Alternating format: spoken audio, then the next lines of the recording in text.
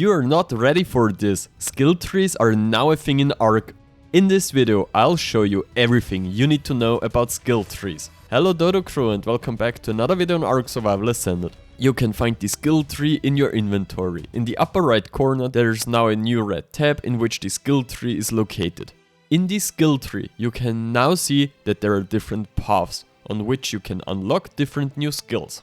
Each branch goes into a slightly different direction and gives you new abilities that you can use in different situations, whether it's riding creatures or farming resources. To unlock skills, you now need skill points. How do you get skill points? By reaching milestones. And milestones have different levels at which you can unlock skill points. It is important to note that milestones can only be reached in a certain order. This means you cannot skip a step in the middle because it's easier for you. You have to complete the milestones exactly in the specified order to get the skill points. Each skill costs 3 skill points and can be leveled up 3 times. However, unlocking a skill is not enough. Skills have to be leveled several times to progress in the skill tree. There are active and passive skills. To be able to use passive skills, you only need to have leveled them. To use active skills, you need to drag them into your hotbar and select it like an item. There are currently 6 active skills that you can use. In the skill tree, the inner nodes are always passive skills, and at the end the leaves of the individual branches are always the active skills.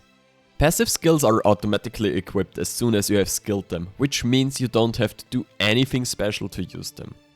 Hot-blooded. Your natural health regeneration is increased by 300%. Bloodlust. When you kill an enemy with a melee weapon, you gain 30% movement speed for 5 seconds. Barbed blades. Your metal swords and pike attack have a 5% chance to cause bleeding, dealing 5% of the target's maximum health as damage over 10 seconds. Heavy-footed. You take 30% reduced fall damage, and when suffering fall damage, you knock back enemies within 10 meters of you.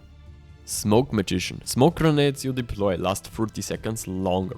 Throwing a smoke grenade instantly breaks you out of any trap and drops aggro from creatures while you remain in the smoke. Mounted Opportunist. Whenever your mount kills an enemy, it has a 15% chance to instantly restore 10% of its maximum stamina.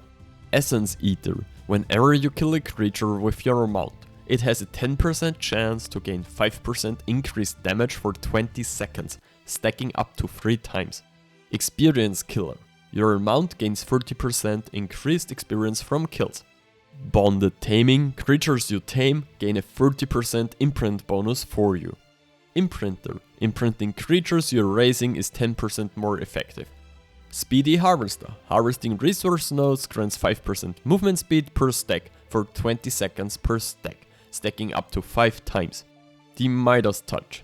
When harvesting a resource node with a tool, you have a 6% chance to turn that node to gold. Gold nodes have increased health and can be harvested for more resources. Well-oiled Machine reduces repair costs of items and structures by 30%. Strong Bag reduces the weight of structures in your inventory by 30%. And Mass Production. When you craft ammunition, you have a 6% chance to craft twice as many. To use active skills, you need to drag them into your hotbar and select it like an item. Curse Reflection. For the next 4 seconds, you reflect 50% of the pre-mitigated damage you take back to your attacker. Spirit Rush. For the next 15 seconds, you gain 100% movement speed and phase through wild and your own tamed creatures. Spectral Mount. For the next 15 seconds, your mount becomes spectral. While spectral, it cannot be targeted by wild creatures. It ignores all stamina costs and you cannot be forcibly dismounted from it. Twin Imprint. For the next 60 minutes, the targeted ally shares your imprint bonus for creatures you have raised.